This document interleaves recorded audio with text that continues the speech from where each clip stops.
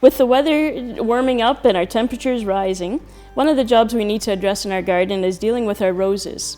If you're one that hills your roses up, and that means covering with mulch or compost or soil, just around the graft area at the base of the rose where that knuckle is, to help protect it for the winter, now is the time you need to remove that compost away from the base of the plant. You can just pull it back from right at the bottom, but just leave it in your garden. It'll be a great soil amendment for you. But you want to make sure you're doing that before the roses really start to push bud and start to grow. The other major job in the spring is pruning your roses. And they always say the best time to prune your roses is when the forsythias are in bloom. So those big yellow flowering shrubs, one of the first ones that open up in the spring, that's your indicator plant. So usually by that time you'll see that the buds on the rose is actually swelling, and that's how you can start seeing where your growth is.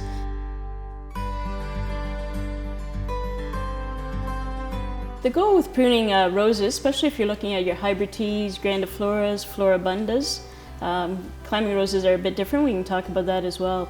The goal with pruning any rose is to keep the form as open as possible and try and keep the air circulation going through the plant. The better air circulation you have through a rose especially, but any shrub, is that it'll cut down on the amount of disease you have, especially roses, black spot and mildew, but it also cuts down on the insects. A lot of the insects like spider mites and that love a place there's very little air movement. And so opening up the shrub is the best thing to do.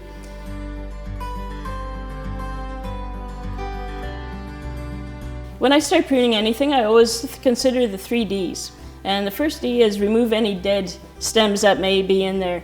On most roses, it's quite plain. The dead stems will be more brown in color, where the live canes will be either green or red, depending on the variety.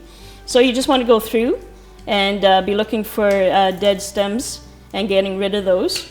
Another thing you might notice on your rose, and at some years you'll have more leaves that kind of just stay on the plant, that are browned up, but still hanging on the plant.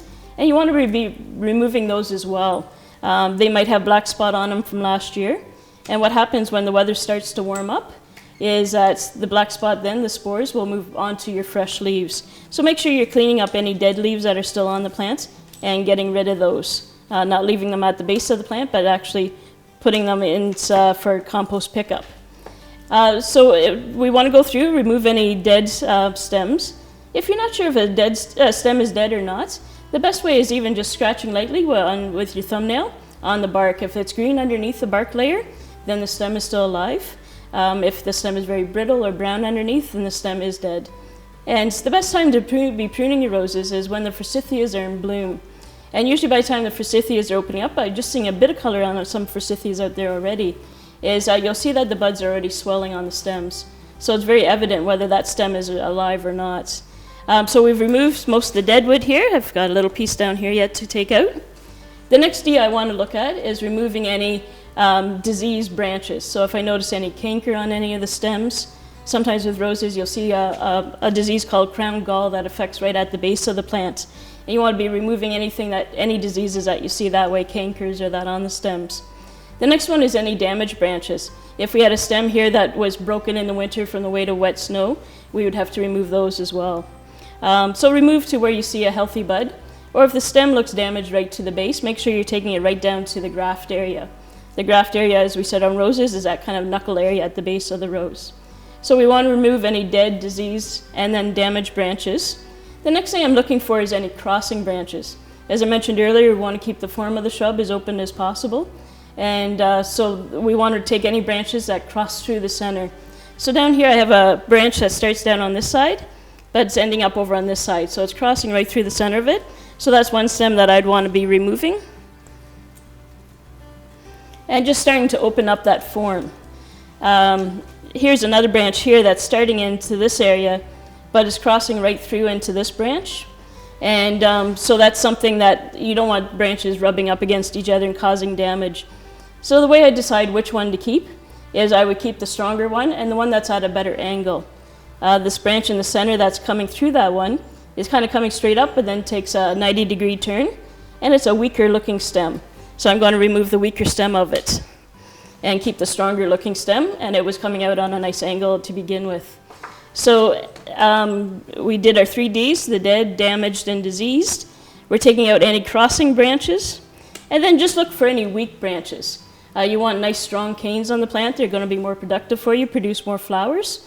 And so anything that looks really weak or spindly, or sometimes you'll find shoots that are coming up from the ground area and not from above that knuckle, not above that graft area.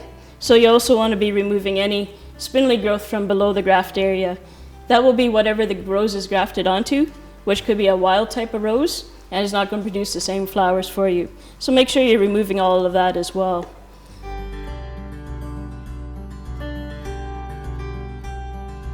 So we've got all the stuff removed that we don't want. The next thing we look at is how far do I prune it back? And say this is a hybrid tea rose.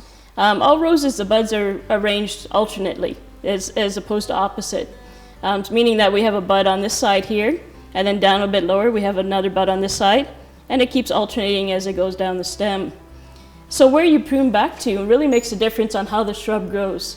If I was to prune back to a bud that's heading through the bush, rose bush, then it's going to, by pruning just above that bud, is going to stimulate that growth to go that direction. So I want to make sure I'm pruning to a bud that's heading outwards to keep the stem work as open as possible.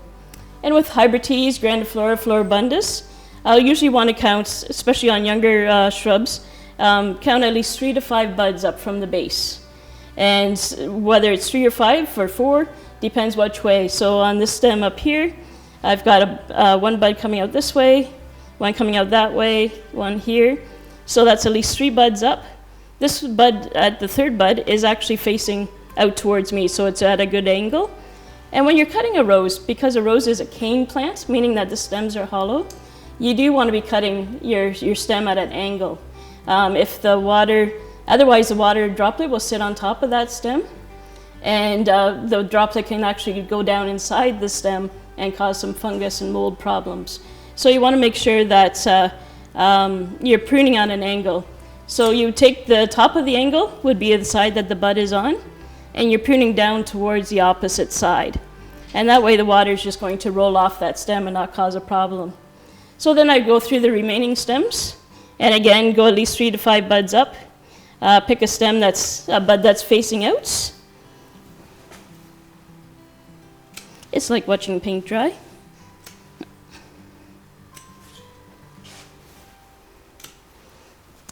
Usually on a younger hybrid tea, you might be cutting it back to anywhere from 8 to 12 inches. If you have an older shrub that's been neglected over the years and great big thick canes, you're not going to see a lot of buds coming off those older canes at the base. And so what you want to be doing is still counting the 3 or 5 buds, but your rose still might be 2-3 feet high when you're finished pruning it. Hopefully with cutting it back a bit further what it had been the last few years, it is going to stimulate new growth lower down, and the next year you'll be able to take it down even further. So you kind of have to do it at a progression. So once again, just to summarize, we took away the 3 Ds, any dead, diseased, damaged branches. We removed any crossing branches, and we also removed any weak branches in there. And then pruning back down to about 3 to 5 buds to an outward facing bud. And that will give us a nice form, still give us a lot of growth, keeping it open so that we're cutting down on our insects and diseases. So pruning is not just controlling the size of the plant, but it's also controlling how healthy the plant is going to be for the season.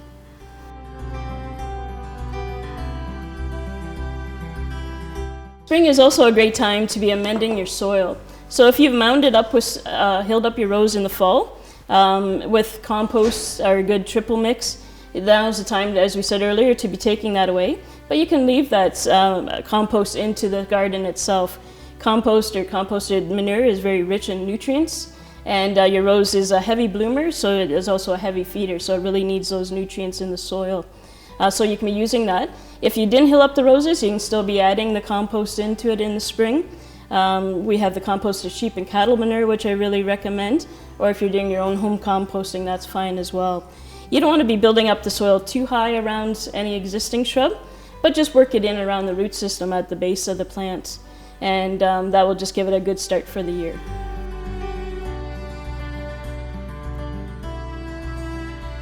I've been demonstrating here on a hybrid tea rose, which is your typical rose with a large single bloom on the ends. There's the different varieties. We saw a lot of carpet roses, which are the low spreading roses, And they can be cut back a little bit harder than what the hybrid teas and that are. You're not so concerned with, you're still concerned with the direction the stems grow, but not so much how many canes are left and that. So usually they're more aggressive growing, so they can be clipped back a little bit harder to keep them under control. A climbing rose is one that you don't prune back too much at all. If you're growing up a 6-foot fence, you'd basically just be bringing it back down to that 6-foot level again. Not pruning it right back down to a foot like you do your other roses. It won't be blooming for you if you prune it back too hard. And just as we've been talking about pruning roses and pruning to an outward facing bud, on a climbing rose it's a bit different because you want to keep it growing up against the structure, whether it's an arbor or trellis. And so you want to be pruning back to a bud facing the direction you want that stem to go. We all have climbing roses that kind of snag us as we walk by. And so by pruning to the right bud also keeps it under control and growing up against that fence. So it's much easier to control and to manage.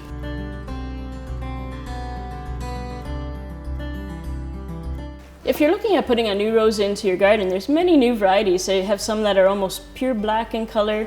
There's a whole new series called drift roses. They're a bit more controllable than your carpet roses, but still that low-lying rose. That's great added into any mixed border. And there's another series that we love here that's very disease-free called Oso Easy Rose. And they come in a plethora of colors. And so look for new varieties, be looking at the tags, asking the consultants. There's a lot that are disease resistant, that are repeat bloomers, nice heavy bloomers, and make sure that you get a great rose for your garden.